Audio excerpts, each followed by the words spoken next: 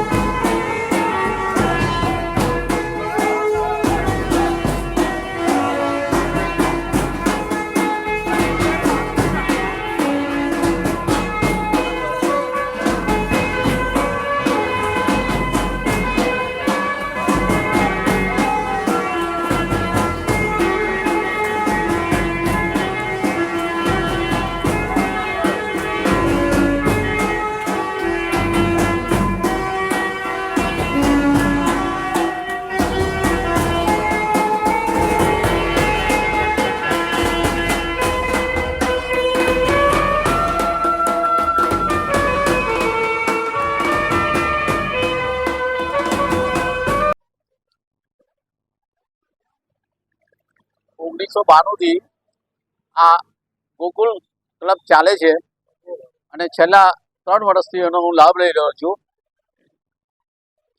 પ્રભુએ આપણને મનુષ્ય જન્મ આપ્યો છે। સારા કર્મ કરવા જોઈએ માણસે, સારો સંગ કરવો જોઈએ। સત જગ્યાએ આપણે પ્રભુએ જે આપણે કૃપા કરી છે એ પ્રમાણે એનો અમલ કરવો। કેટલા વર્ષથી ચાલે છે? આ સેવા કેમ્પ ચાલે છે, ચાલે છે અને અભિયાન ચાલે છે અને દર પૂનમે સેવા કેમ્પ અમારો ચાલુ હોય છે। બોણું 13 બપોરથી અમે ચાલુ કરીએ, એ 14 સાંજે બંધ કરીએ અને મોટી પૂનમમાં અમે 12 ચાલુ કરીએ સેવા કેમ્પ। ગોળ ગામ પાસે દર પૂનમે અમે સેવા આવીએ તો માણસને ચાલતી હોય, દર પૂનમે આ 13 ચાલુ થાય છે। કોઈ બી હોય, કોઈ બી જોબ આપણે ચાલુ ચાલુ કરે। હા પ્રભુ,